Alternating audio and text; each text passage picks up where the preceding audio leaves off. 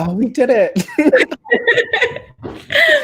Well, Brandon, I am so thrilled to be doing this with you, and just so excited about the beautiful recognition your novel is receiving right now, and also filled with anticipation for your collection of short stories that we have to look forward to next year. So I'm so honored you agreed to come talk with me about the short story, which is my beloved form. And I'm also excited that you agreed to read with me. So we're going to start tonight by doing a short reading, but a collaborative reading. So I am going to be reading two voices, and Brandon is going to be reading one voice. And this is a story called The Burglar. So I will be reading the voice of the burglar and the wife, and Brandon has generously agreed to read the voice of the husband. Are we ready? Yeah, let's do it. He watches the second car back out of the driveway, and then he makes a slow lap around the block, careful not to step on the cracks in the sidewalk. From other houses come the sounds of dogs barking, and from other yards, the noise of lawnmowers and leaf blowers. Construction is happening somewhere down the street. After completing the lap, he looks up at the clock on top of the Catholic church the next block over, 9:40. He walks up the driveway purposefully and pushes through the white wooden gate, a high gate that he noticed yesterday doesn't have a lock. Ecola? Orkin? Idling at the intersection, she can't remember for a moment the name of the company she is on her way home to meet. In the past week, 3 men came through the house, one after the other, wearing jumpsuits and slipping disposable booties over their shoes. 3 men on their hands and knees in the attic, creaking overhead, tapping inquisitively at the beams. After collecting all the estimates, she consulted with her husband, who had only this to say: "Trust your gut." "Oh, Greenleaf, that's the name. They cost the most, but she liked the man, and according to the literature, they use 100% organic materials." The husband is late to work. As the elevator carries him up to the offices, he is thinking about Emmett Byron Diggs, Attica inmate number 243. Diggs will be the first innocent man to appear on the show. When the showrunner put him on the episode, he said, "I don't want you to think I'm asking you to write this one just because the character is black." And he replied, "I don't think that." But now he is beginning to worry about what to do with Emmett Diggs. $2,175. This she remembers exactly. After the job is done, she will write out the entire amount, and the feel of the check tearing crisply along the perforated line will be a small, silly thing that pleases her. "Thank you so much." For the first time since moving into the house, she is not worrying every minute about money. She is going to the gym again. She is washing her car on a regular basis. In her clean car, in her damp gym clothes, she drives through the bright blue morning feeling calm. She's going to be right on time. He tips back in his chair and looks at the whiteboard where the story beats for Act 1 have been written in streaky black marker. They're only 2 days into breaking the Emmett Diggs episode. So far, the formula has been consistent. 1960s bad guy commits heinous crimes, winds up in solitary at Attica, travels through a rift in the space-time continuum, and pops up in present-day upstate New York, where he continues his crime spree until he is tracked down and apprehended by a top-secret team of special agents, which the network says they like, which has worked just fine until now. So why on the first episode he's been assigned to write? Are they trying something different? The backyard is a mess. Weeds up to his waist, cracked concrete. A tarp slung over a pile of stuff pushed up against the garage door. From the front, the house looked nice, neat, green lawn. Front door painted a glossy bright red. But back here it's different. Flattened cardboard boxes, dusty grill, plastic playhouse bleaching in the sun, shrunken lumps of shit all over the dead grass. He hesitates, then thinks of the cars that pulled out of the driveway. A Prius, a Mini Cooper. There will definitely be Apple gear inside. Episode 103, Frankie Sutton. A deadly bank robber returns from the past to hold a half-dozen hostages at gunpoint during a holdup at the First Niagara Bank. Episode 104, Walter Buckley. The notorious loose cannon bomber plants a pipe bomb in the FBI. Episode 107, Mark David Dixon, a serial child murderer kidnaps Special Agent O'Hare's nephew from a local playground and leaves the team a trail of taunting clues. And now, episode 110, Emmett Diggs, an innocent black man convicted for the grisly murder of his white fiancée. Okay, I sort of lost the thread there.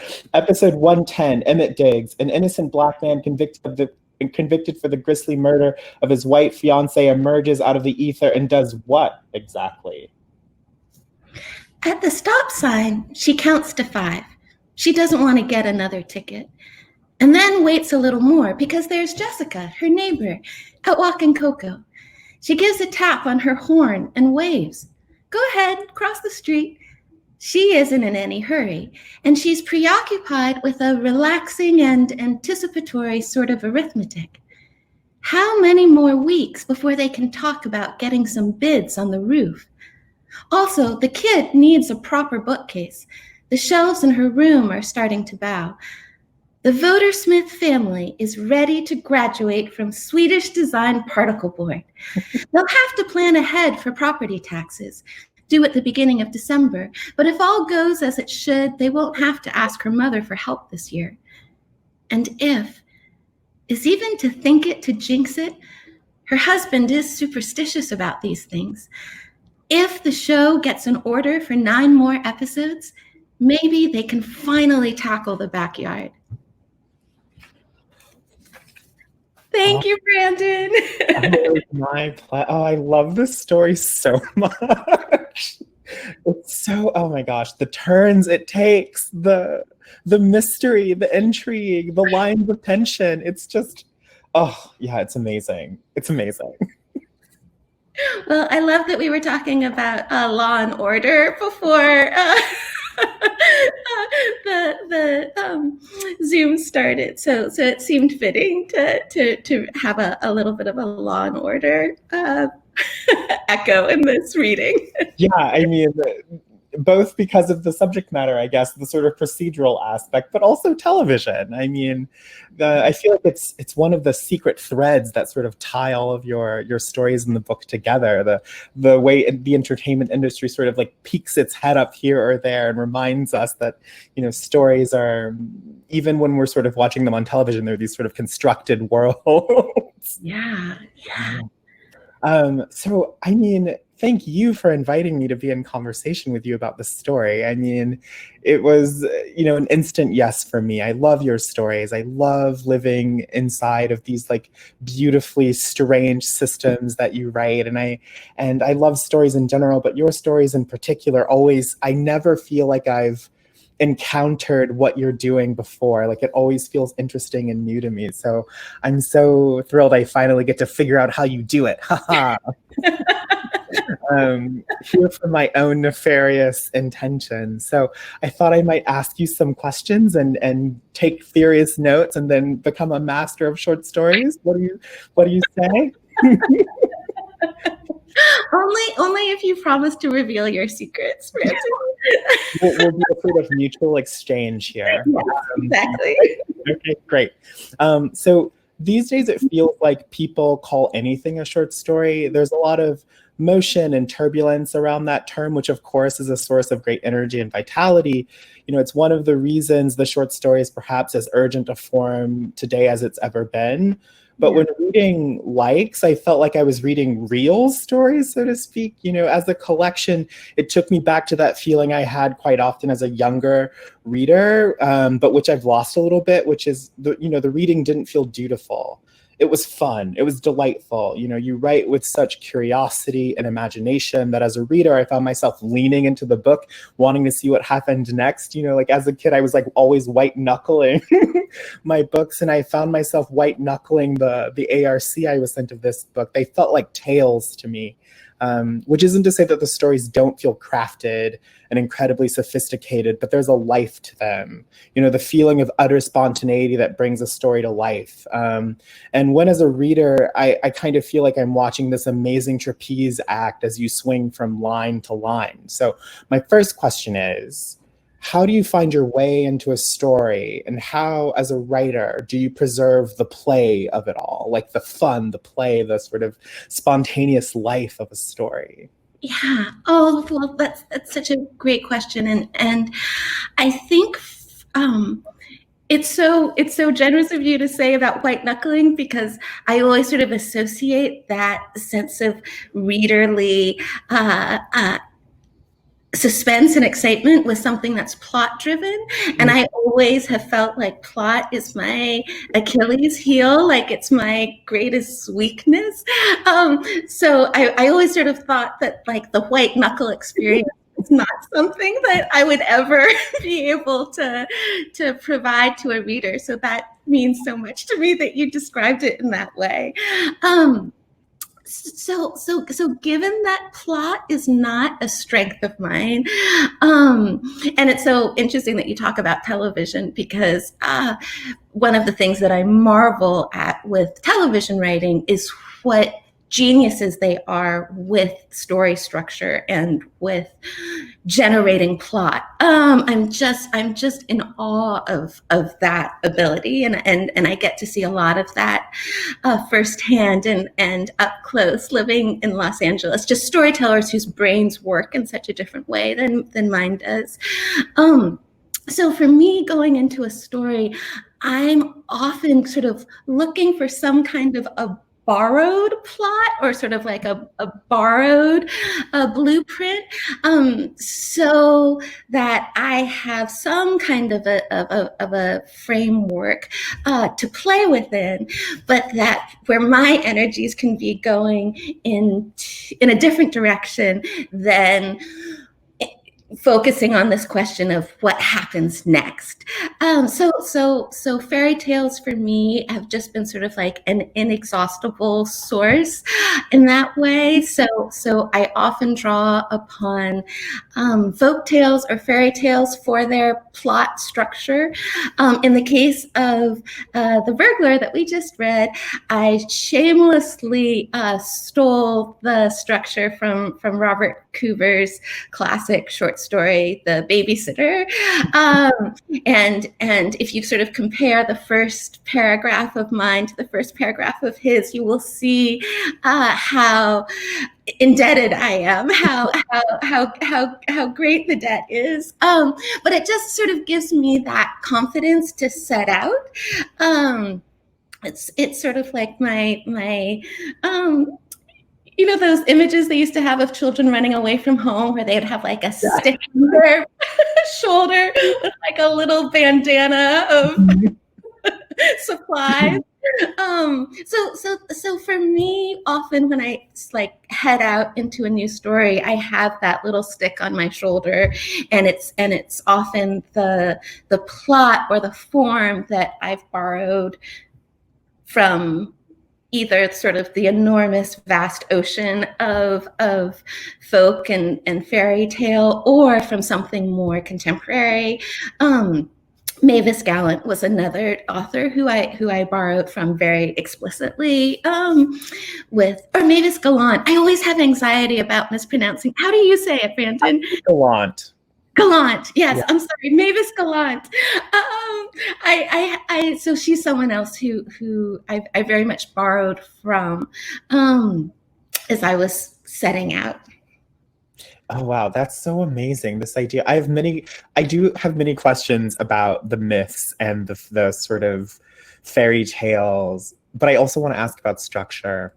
So I guess I'll ask about the fairy tales first, and then we'll talk about structure, because your mind is so brilliant when it comes to structure. What you do with structure and how you fit stories together, just amazing. So I guess first I want to follow up in sort of talking about fairy tales and myth and fable. You know, like these stories are deeply tied to the idea of fable and myth. You know, we're kind of in a moment of like the remix and the reboot, the retelling, the revisitation. So what is it about the idea of fable and archetypes that are so generative for you? I know one element you just hinted to is like it gives you like a ready-made structure, just like graft all of your impulses onto. You know, because I found in reading these stories that you weren't just retelling them. You know, it felt like you were using the fairy tale or the fable as an idiom. It wasn't just like you were borrowing plots. You were sort of using that kind of fable adjacent language as an idiom to sort of tell these incredibly contemporary stories, you know. And part of it, you know, maybe comes down to your choice to sometimes not give character names or to refer to them by these sort of familial relationships, to sort of strip away some of the context to make it somehow more specific. I don't know, but what do you think about the fable as an idiom, and what other things about it do you find so generative? Because I love this tension you play with all the time of like these incredibly contemporary problems, like in the title story, for example, like that is one of the most contemporary, horrifyingly so stories, and yet there is something so lushly fable-like about it. There's something so timeless about it. So what is this tension between the contemporary and the fable as an idiom, and what about that is so generative for you?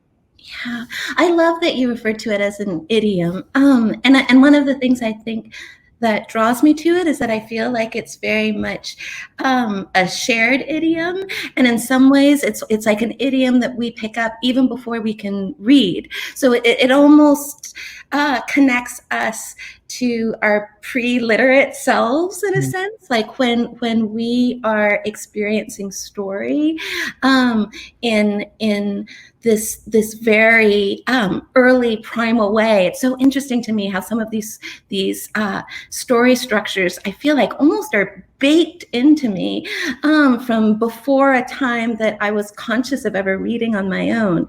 And in some ways, I feel like they're quite insidious in that way. And that's something I'm interested in too, how narratives, and especially received narratives, can have a really sort of obliterating power in some sense. But I also am excited by how fairy tales provide an idiom that I feel like can create a sort of shared vocabulary or a shared experience. So even if a story is rooted in a very particular world, so for instance, the world of television writing in Los Angeles, my hope is that by exploring that world, using a vocabulary that's available and has been available to all of us from such a young age, that there is invitation. There's like an invitation to find relevance there. So another story in the collection that has to do with the world of TV is called, oh, now I'm blanking on the name of it. It's called Tell Me My Name. And that's a story that I was very much thinking about the blueprint of Rumpelstiltskin as I was writing that story, and I think Rumpelstiltskin was a fairy tale that occurred to me because one of the bewildering experiences about living in Los Angeles is the sense of great fortune or great abundance that are sort of like suddenly striking you without warning and seemingly without reason. And then, of course, there's the fear of that all disappearing with equal swiftness. But thinking about the Rumpelstiltskin's tale and how the daughter, as she's spinning, sort of goes from this position of great vulnerability to suddenly being made the king's wife, and sort of suddenly having this access to resources that seemingly overnight. So that tale became a way for me to begin to try to think about the unpredictability of wealth and fortune in this very particular city that I live in. But my hope is that by sort of drawing upon some of those pre-conscious, pre-literate stories, there's something that is it invites connection, even for someone who is not familiar with the ins and outs of the entertainment industry. I think that you absolutely do that. There's something so familiar about, you sort of entering into these stories as a reader. I was like, oh, I kind of know the outline of this fairy tale. I think I know kind of where we're going. But as I would read on, the stories would become stranger and more complicated, and the admixture of like the sort of fable onto which the story had maybe been grafted, and like what was the sort of urgent contemporary material of the story, that admixture became further mixed, and I was no longer even sure like where the sort of old story that was the seed ended and where the new one began. And so it felt in some ways that I was reading like myths and fairy tales that were as old as the ones that had inspired it. Like they felt so timeless and so urgent. And often when I read stories that are trying to create this idiom of like the fairy tale, they often feel a little heavy in some ways. The balance never feels quite right to me. They feel like they're sort of overly zealous, and they're sort of clinging to the old story, and the new story tends to suffer. But in your stories, I found it just like so seamless and so compelling, and never did I feel like, okay, we're sort of laying it on a little thick, aren't we? The stories felt so perfectly blended and so alive, and I was like, yes, perfect, I love this. Yes, the wicked stepmother character is so wicked in a way that is so believable in our current context. The characters felt like they came very much from our world and our time, and this idiom allowed me to sort of find new wrinkles and things I thought I had understood, and it was just very revelatory as a reading experience. I guess sort of following up that thread of like finding little pockets of interest for yourself, for example, like the sort of cravenness of the entertainment industry, but also the great beauty of the entertainment industry. One of the core theses of the book is the anxiety of parenthood, both what it means to bring another person into the world, and then all the attendant anxieties of stewarding that tiny human forward into the world and keeping them safe. And I feel that where this intersects most deeply is in the act of storytelling itself. Like there are often moments in your work where parents tell stories to their kids and find their own imagination sparked by that act of storytelling. And so I'd love to hear you talk a little bit about both finding a way to get the anxieties of parenthood into the story as a form, because many novels have been filled with the sort of the pathology of parenthood and all those attendant anxieties. So how do you find the shape of the story in such a huge forest of human conversation, and also like the act of storytelling as a thing to put into your stories, like as a force of fiction? How do you find your way? How do you grapple with that? Because I always feel so anxious when my characters have to tell another person a story. Never does the act of storytelling seem more daunting than when you can write a character telling a So story. true. And my daughter will tell you that I have been an utter disappointment to her throughout her life, because whenever she has demanded a story, I've been totally unable to deliver one. And I used to say to her when she was little, I was like, I'm not a jukebox. Like, You can't just like push a button and like a story will come forth. But she always hoped that I might be one of these sort of marvelous storytelling machines, and they do exist. I mean, I marvel at people who are brilliant extemporaneous storytellers. I am not among them. But it's such a talent, and it's so enthralling when you're in the presence of it. When I was at Iowa, Stuart Dybeck was my first workshop leader. I know, and he is one of the people who has that extraordinary gift of just sitting at the table, being able to just build these stories, and he does it in a very casual way. But he's certainly one of those people who has that gift that I've never possessed. But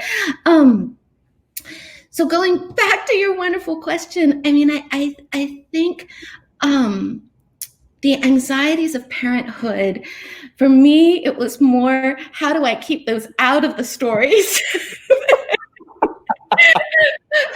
How do I mean, the experience of parenthood, I feel like, has sort of pervaded my consciousness so entirely that for me in writing the stories, the bigger challenge was how to write about that anxiety, or how to write about those preoccupations in a way that wasn't simply redundant to myself.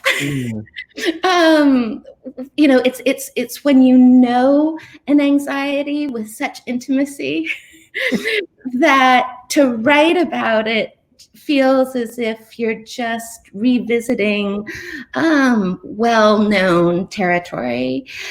So for me, the bigger challenge was trying to find ways to write about the experience of parenthood where I was finding something I didn't know.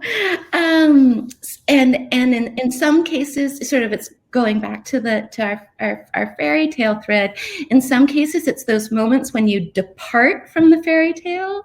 And sometimes it's in those departures that I could learn something new, when I'm not sticking to the plot that I had chosen for myself. And then in some cases, it was from finding a different angle of vision with which to tell the story. So, for instance, in the first story in the collection, it's a story that begins with a mother, and it seems to be very much grounded in the mother's perspective. And we are being subjected to a lot of the mother's hand-wringing about, why didn't she apply to a Waldorf school for her child? Why is she letting her child watch television? All of these worries that used to hound me. And I sort of quickly found, after a couple of pages in, that this was just a kind of recapitulation of my own inner monologue. And there wasn't much that the story was surprising me with. And so I think by adding the child's point of view was like the moment when the story started to surprise me, by sort of expanding the scope of the story to include more perspectives, to include more sort of unexpected angles of vision on the material. Are you kind of looking for, how do you surprise yourself when you're writing stories? Oh my gosh, I was gonna add, that was gonna be my next question. I was like, yes, surprise is so important. Please tell me how did you? I mean, I always look for moments. I think Colm Toy-Bean during an interview or something, he said that he often tells his students, like, look for the moment in your story where you have written the expected thing and then delete it and replace it with the exact opposite. I'm always trying to, when I'm writing stories, I'm always trying to think about what is the thing that would make me really comfortable, and then I try to run in the opposite direction. I always try to like preserve a sense of like, am I controlling my characters too much so that I can have a really neat draft, or am I allowing them to be necessarily messy? And am I being ambitious enough in terms of like tone or structure or story shape? And so, I mean, it's often true that the moments I feel like I've been most successful in my own stories have been moments that I just like gave up on any sense of order and just decided to go for it. And moments that I feel the stories where I've been like, I don't even know what that is. It's so chaotic. It's a terrible story. And those have been the stories that people, when I've shared them with friends, they've been like, oh my gosh, I love this. This is so, I love this the most. And I'm just like, I worked so hard on those other perfectly pristine miniatures, and you're telling me you like this big mess? Like, I don't understand. And so I think more recently I've been trying to preserve that sense of the rigorous mess. I try to make sure each of my stories has a place where I've kind of gone beyond what I set out for myself, and places where I've kind of, improvised a bit. So that's my own approach, is I'm always trying to be aware of my own proclivities and things that make me happy. And I try to, like, at least once or twice per draft, do something that just like messes with the status quo. I love that phrase, a rigorous mess, because you're such a sentence writer. So, I mean, do you feel like the rigor is sort of happening at the level of the sentence, and then that allows the direction of the story to become more messy or more improvised because the sentences are so muscular for... Yeah, I mean, I'm thinking about the sentence, but I'm measuring each sentence against some sort of internal sense of like what the character sensibility. Like, I try to think first and foremost of like character sensibility and what would this character do, and the places I've always know I've written a false sentence when it feels like not true to the character sensibility. That's how I tend to tell when my ear is like, that's not a thought that character would think. That's where I, the author, have like overreached my authority. And so, yeah, I mean, it's coming from the sentences, but it's coming, I think, also from a sense of like, what is this character sensibility, and am I being rigorous and sticking true to that character sensibility, or am I just being like thinking about the author more than the character? Because, I think, sometimes as a writer, I know I can be selfish and I think of my own needs over the character. And then I think about Alice Munro and her really, I think, Too Much Happiness is her most brutal book. And I think about all the horrible things she subjected those characters to because they needed to happen. And I think, ooh, yeah, I can be a lot more rigorous here. I'm not being as rigorous as Alice Munro and Too Much Happiness. But what I'm hearing is that you look for moments where you can, in your drafting or in your crafting, turn towards surprise and turn away from, I'm just repeating my same worry stones and I'm going to go find a new.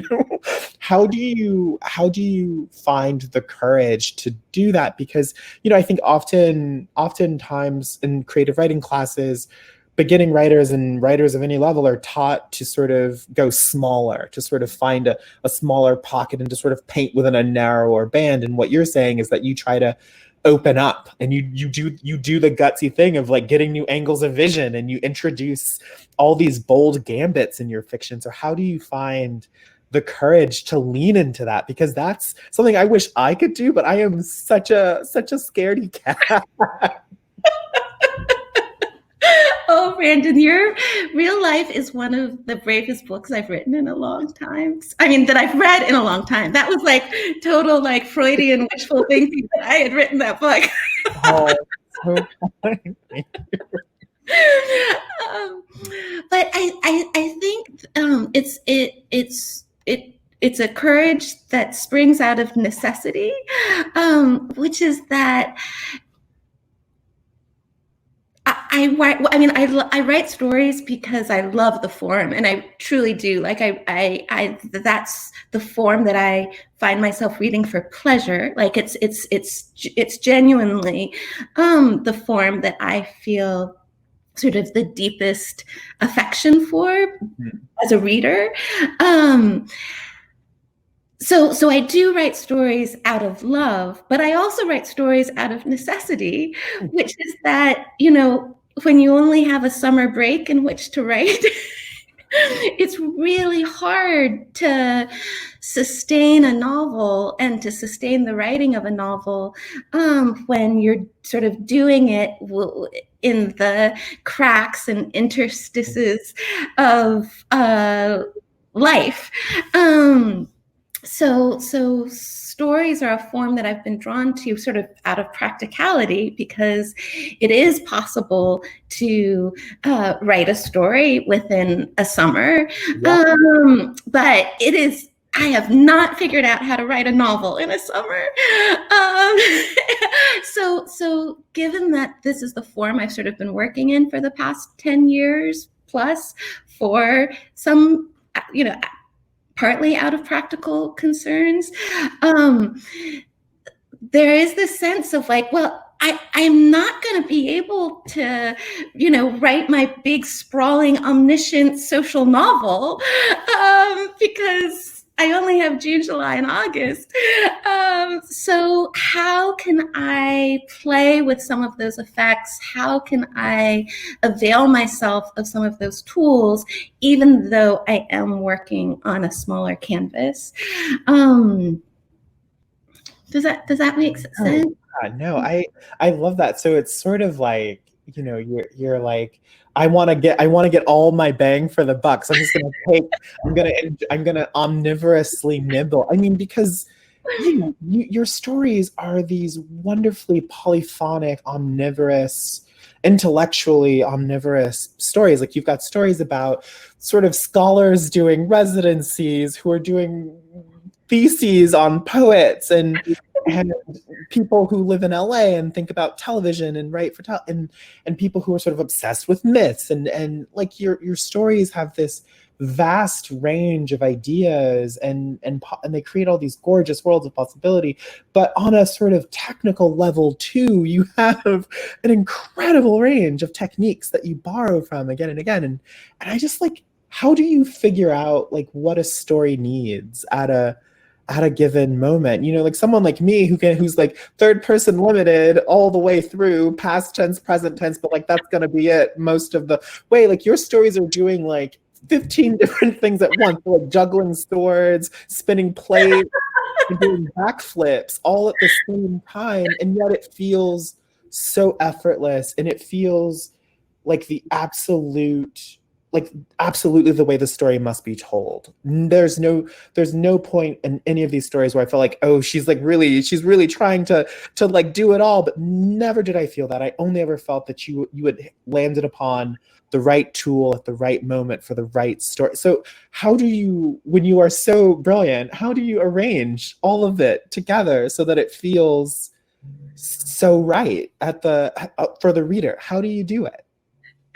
Well, first of all, I am a devoted acolyte of close third person.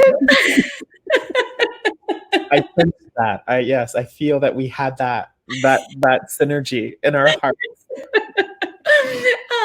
And for the first 20 years of my writing life, that's all I would write in, really, was the close third person, past tense.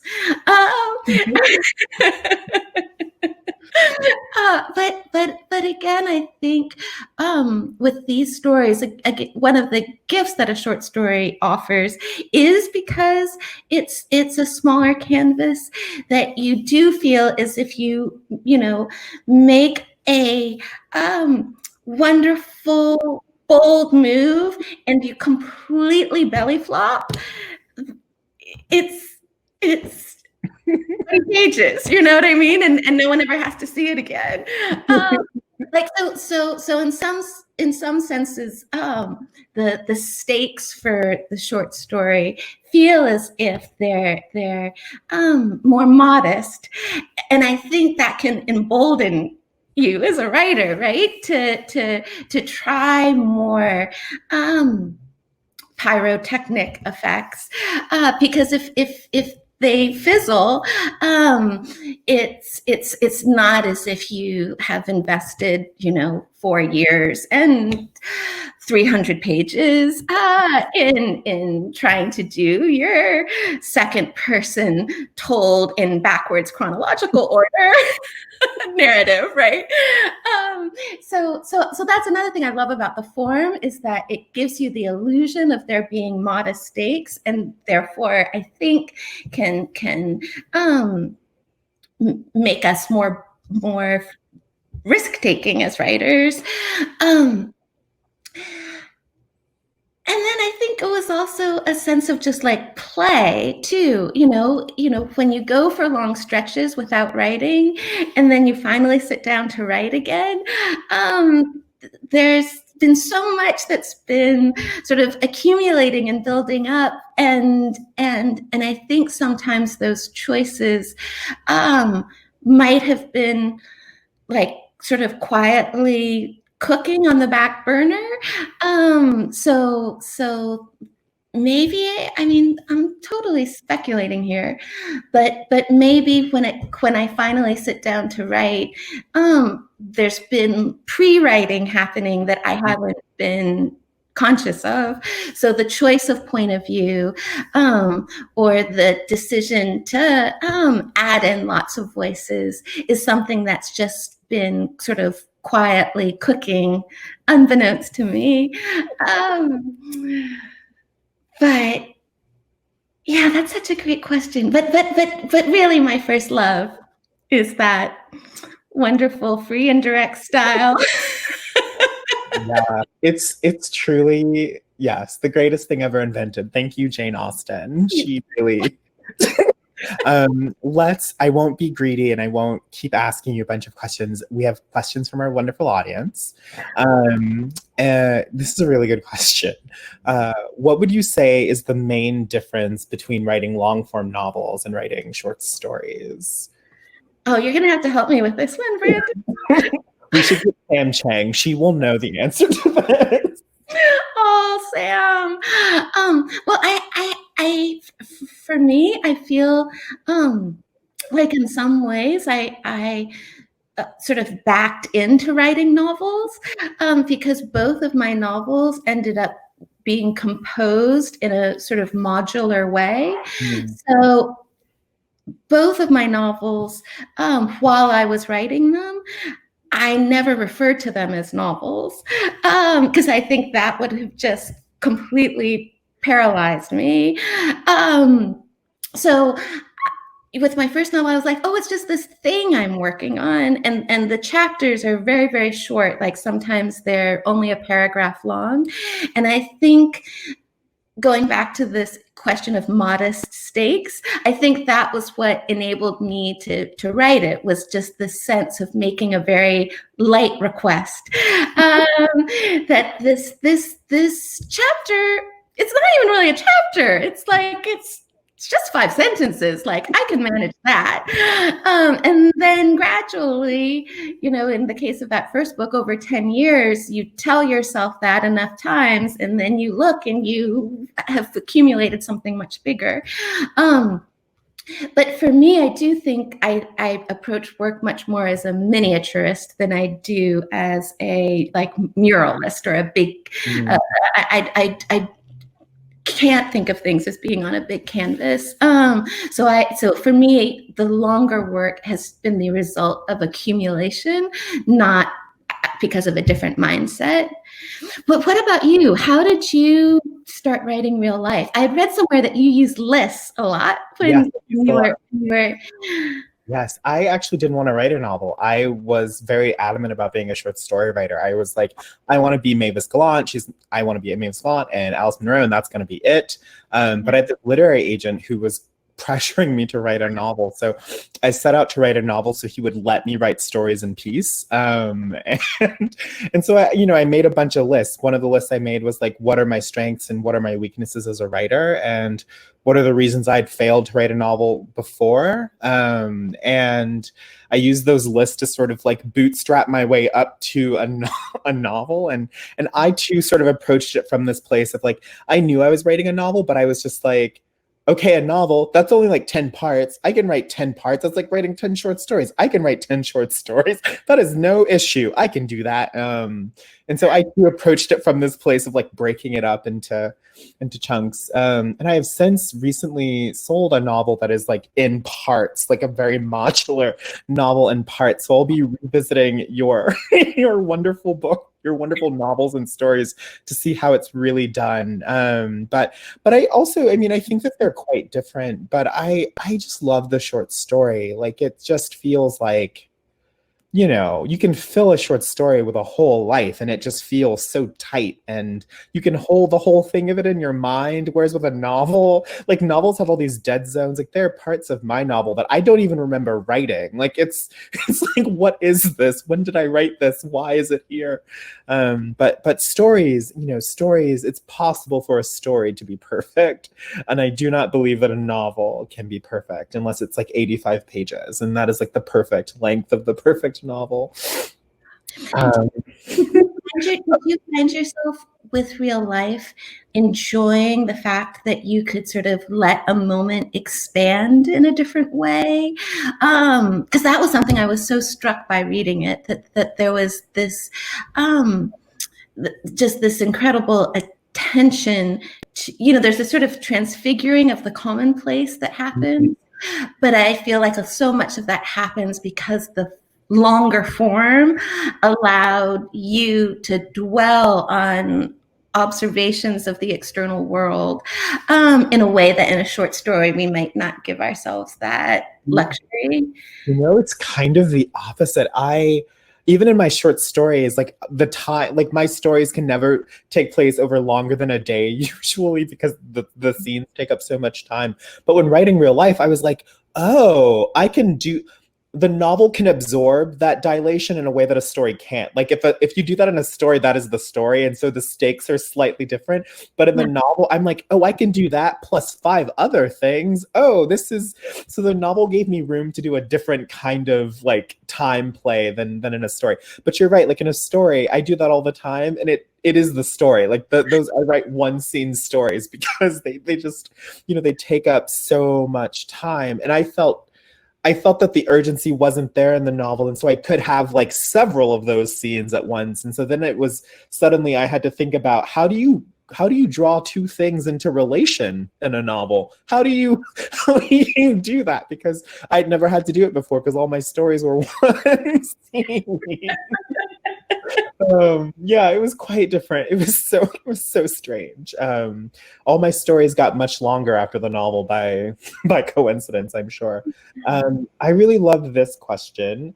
What's the one skill short story writers should master?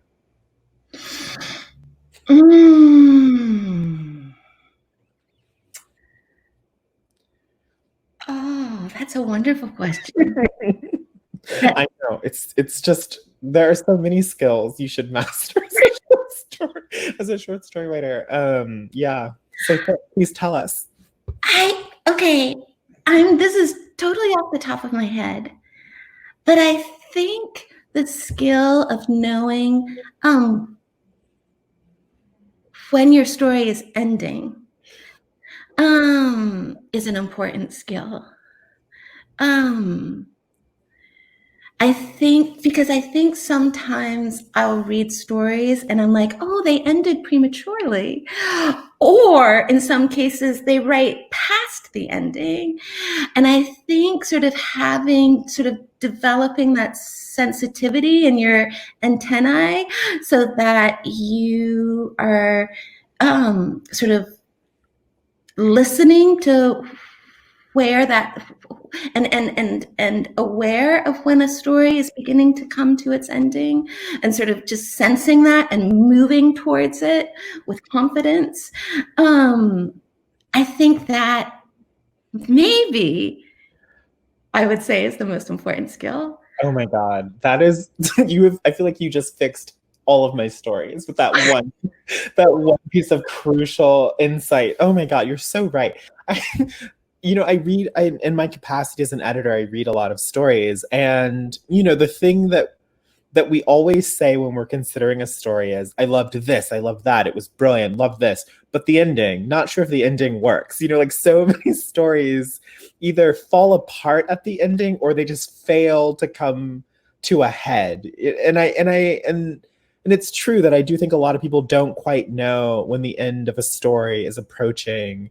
Adam Hazlett was one of my teachers at Iowa, and he also stressed this. He was like, a story is ending when you start to sense it quickening. There's a quickening toward the end of a story when it begins to move a little differently. It enters a different phase of matter, and you need to be attuned to that as a writer. So I totally agree. You're so right. That's brilliant. Oh my gosh, I'm gonna remember that for the rest of my life.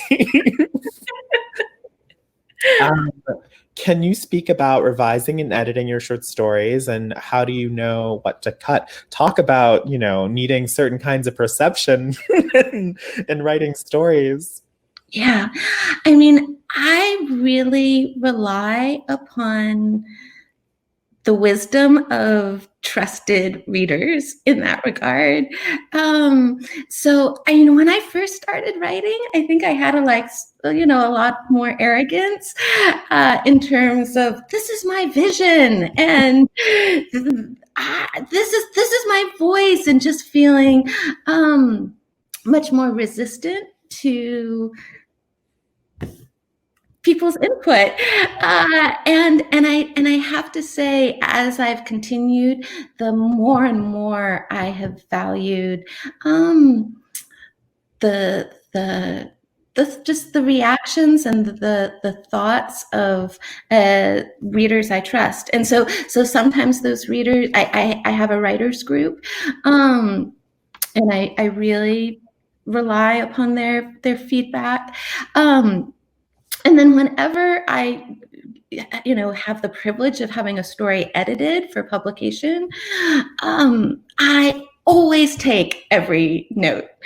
And often sometimes the notes are sort of more open-ended questions. But I always feel as if in trying to answer the question or trying to address the note, I will end up uncovering something in the story that I didn't know was there. So I really do rely upon others, the kindness of others, the kindness and the acuity of others when it comes to revision.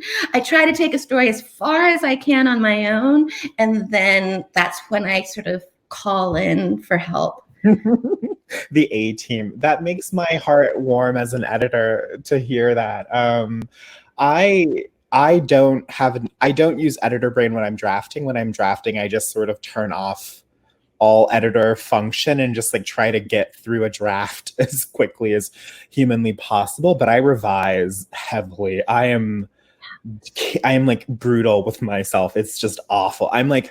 My edits for myself, when working with my editor at Riverhead, Cal sent me edits, and then there were his edits, and then I sent him back radically different draft, and he's like, wow, your edits were so much more severe than mine for you. You need to calm down, I've had, my agent and editor pry me off a story like a sort of a very angry animal. I don't know what it is about me that I feel this impulse to just blow my stories up and then stitch them back together. But I think revision is where a story, at least for me, where a story finds its life, where the story goes from being a thing that I just made, this kind of inert object, and it becomes a story finally. It sort of finds a life beyond my sort of narrow capacity or understanding for it. And it's really in revision, and then often the re-revision, the sort of second phase of revision. I love it when stories change their minds. I just love a story that changes its mind from draft to draft. And do you feel like the experience you have editing others' work has made you a more keen editor of your own work? Absolutely. I mean, totally. I mean, I think also when you're editing someone else's work, you're thinking a lot about, and it also helps me as an editor to be a writer, because when I'm editing someone else's work, I'm like, okay, this is probably what the writer wanted to do. So how do I honor that writer's intention and help the story find a deeper accordance with itself and not project sort of any kind of outside top-down view upon it. Like I'm only working from a place of trying to help the story come into a deeper accordance with itself and what the author's vision was. And, I find that I'm, a better editor because I'm a writer, and I'm a better writer because I'm an editor. They certainly help, but it's only a happy marriage when I turn off the editor brain when drafting, because otherwise it's just, one word a day. Do you have like a trick or a ritual for like flipping that switch? Yes. So the best writing advice I ever got in my entire life came when I was living in Madison. I was a scientist working there, and my roommate was a really good friend of mine from Alabama. He was in the rhetoric and composition department, and I was just like really struggling. And I remember this so vividly because I was working on the title story of my collection. I was writing the first draft of it, and I just couldn't get out of my head. And what he told me, he was like, Brandon, why are you afraid to write a story? You know how to write stories. You love to write stories. What are you afraid of? It's just a draft. He said, it's just a draft. And like those words changed my life, because I went from a person who would struggle to complete a draft or struggle to complete anything to just being like, oh, I can just draft this and fix it later because I know how to revise. I can just fix the bad parts later. It doesn't have to be perfect. And just like taking that pressure off of the drafting and getting out of my own way and giving myself room and freedom to play and make mistakes, like that was just life-changing for me. And I went on to literally every time I sit down to write, I'm like, it's just a draft. What are you afraid of? I'm going to hang that over my desk, Brandon. I have two mantras. It's just a draft and fix it in post. Like those are the another great idea borrowed from television, right? Yes, I love it. You can fix anything in post. You believe in yourself. I think that's a part of the writer's confidence too that I think gets overlooked, is believing in yourself enough to know that you can fix it later in revision. Yeah. I think we've been here an hour. I think that's it? Maybe?